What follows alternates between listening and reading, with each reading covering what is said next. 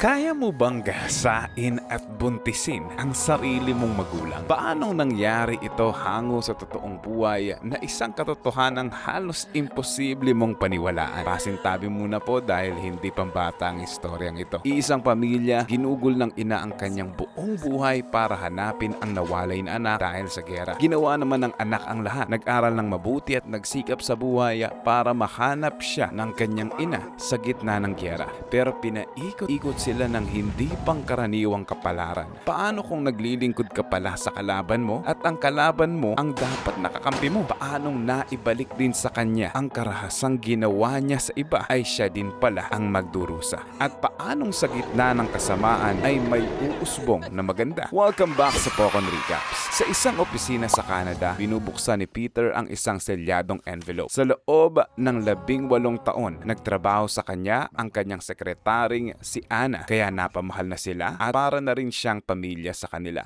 At ngayong pumanaw na siya, binabasa na ni Peter ang iniwang last will ni Anna sa dalawang anak nito na si Jean at si Simon. Ayon sa habilin, pantay-pantay ang matatanggap nila sa lahat ng ari-arian niya. Walang ano pa mang mga seremonya pagkatapos ng kamatayan niya. Pero mayroon siyang iniwang ipapagawa sa kanila na kailangan muna nilang gawin dahil kung hindi ay ililibing siyang nakataob, nakahubad at walang kabaong. Hindi siya maililibing ng maayos hanggat hindi natutupad ng dalawa ang dalawang huling kahilingan niya. Para kay Jean, hanapin mo ang iyong ama at ibigay ang sulat na ito. At kay Simon naman, hanapin mo ang iyong kapatid na lalaki at ibigay ang sulat na ito. Nagulat ang dalawa dahil alam naman nilang matagal nang namatay sa giyera ang tatay nila at ni minsan wala silang narinig sa buong buhay nila na may kapatid pa sila. Nagalit si Simon para sa kanya. Kabaliwan lang ito. Gusto niya na lang na ilibing ng maayos ang nanay nila para matapos ng lahat. Ayaw niya nang gawin pa ang mga pakulo na ito kaya umalis na siya. Si Jean naman ay hindi mapanatag ang isipan at bumabagabag sa kanya. Bakit ito ginawa ng kanilang ina? Habang nasa trabaho, nabanggit ng boss niyang professor sa matematika sa pagtuturo na bawat problema ay may solusyon. Kaya nagbakasyon muna siya at nagpa siyang mag-imbestiga. Bumalik muna tayo sa nakaraan. Noong dalaga pa lang si Anna, nagmahal siya ng isang Islam refugee na si Wahab na mahigit na ipinagbabawal bilang isa siyang Kristiyana. Lihim silang nagpakasal. Nabuntis niya pa si Anna. Ngunit nang malaman ito ng mga kapatid niya, binaril nila si Wahab ng walang awa. Patay. Kinupkup muna siya ng lola sa kanyang pagbubuntis. Sa isang kondisyon, pagkatapos ipanganak ang bata, kailangan niyang ipampon ito dahil kahihiyan ito sa pamilya at kailangan niya na munang magpakalayo-layo at mag-aral sa lungsod para sa bagong buhay. Kaya nang ipanganak ang batang lalaki, minarkahan ng lola ang paa nito ng 3 tuldok. Ipinakita kay Ana ang anak niya sa huling pagkakataon at labis ang iyak niya bilang bagong ina. Kaya binulong niya sa tainga ng sanggol, "Saan ka man naroon sa mundong ito, hahanapin kita, pangako." Pagkatapos, kinuha na ang bata at dinala sa ampunan. Lumipas ang maraming panahon sa lungsod, nakapag-aral na si Ana sa universidad. Ngunit puno na ng kaguluhan ang bansa. Digmaan sa pagitan ng mga Kristiyanong nasyonalista at ng mga Islamic refugee. Araw-araw ang ingay ng mga bomba at barilan. Dahil natigil na rin ang klase at kanya-kanyang takas na ang mga tao. Sa pag-aalalang hindi niya na makikita pa ng buhay ang anak niya, nagpasya si Ana na bumalik na sa kanila para hanapin ito. Naglakbay siya at naglakad ng malayo. Ngunit nang marating niya ang orphanage, wala nang natira dito. Lahat ng bata ay inilipat na sa ibang kampo at ang nasabing kampong pinaglipatan ay pinasabog na ng mga nasyonalista. Grabing pagluluksa niya pero hindi pa rin nawawala ng pag-asa si Ana.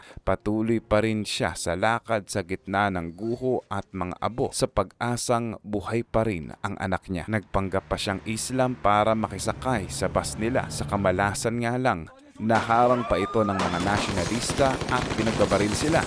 Nagpakilala na siyang Kristiyana kaya naligtas siya pero sinunog ang buong bus at walang tinirang buhay kahit bata. Grabe ang iyak niya. Bigo pa siyang mahanap ang anak niya kaya sinisisi niya ang lahat sa mga nasyonalista pati ang pagkawala ng anak niya.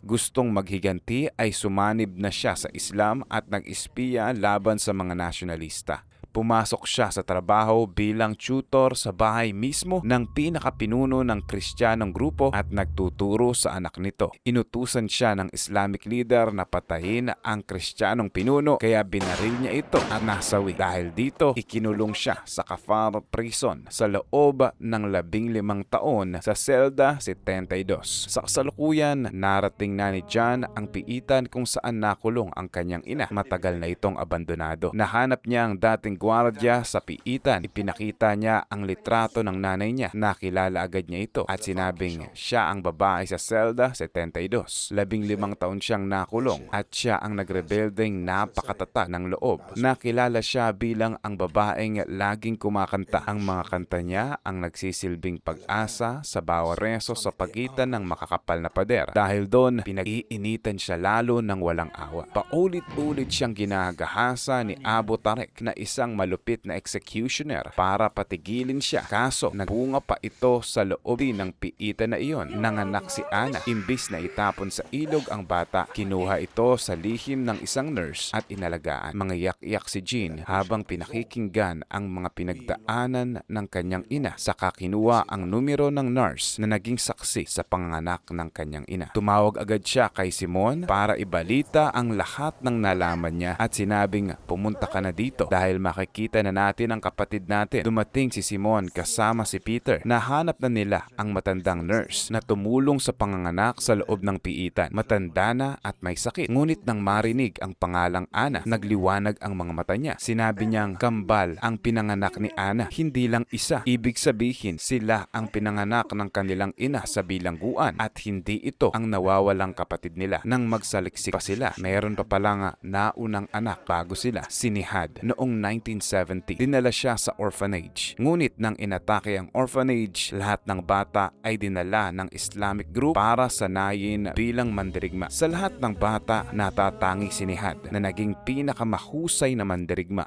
Ang asinta niya sa baril ay walang awa. Naging bantog siya sa lahat na sharpshooter. Ngunit kahit gaano pa siya kabangi sa digmaan, isang bagay ang laging hinahanap-hanap niya, ang kanyang ina. Hindi niya alam ang pangalan nito, hindi niya alam kung nasaan ito, ngunit hinahanap-hanap niya lagi ito sa bawat mukha na makikita niya sa bawat lugar. Sa isang punto, nang maubusan na siya ng lahat ng pag-asa na bago si Nihad, naging mas marahas na siya, hindi napapagod, gusto na niyang maging martir para lumabas ang mukha niya sa lahat ng dyaryo at sa buong bansa at para makita na siya ng kanyang ina. Hanggang sa nahuli siya ng mga kalaban, pero sa halip na patayin siya, pinadala siya sa Kafar Prison, ang mismong piitan kung saan si Ana.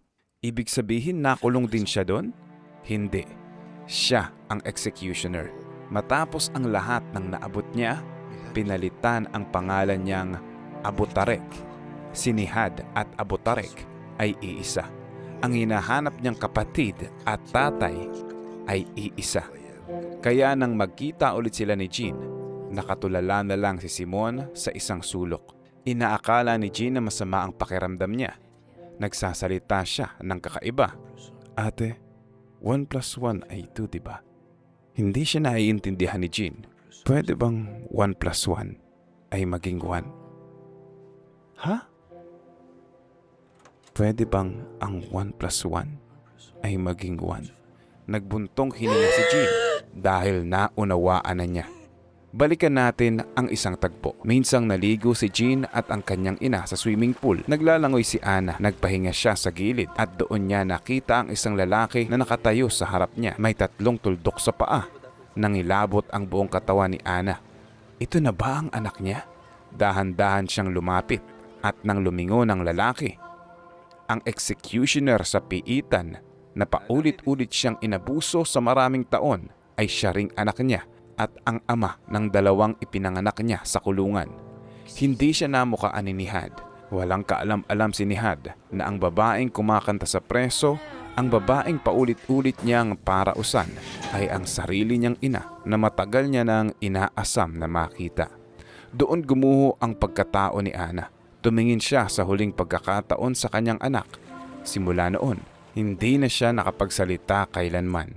Nakalaunan ay nagdulot ng mas malubhapang karamdaman. Tulad pala ni Ana, si Nihad din pala ay pinadala sa Canada matapos ang giyera para magpakalayo-layo at magsimula ng bagong buhay. Sa wakas ay natagpuan na ng kambal si Nihad sa Canada. Ibinigay nila ang sobre, 2 liham.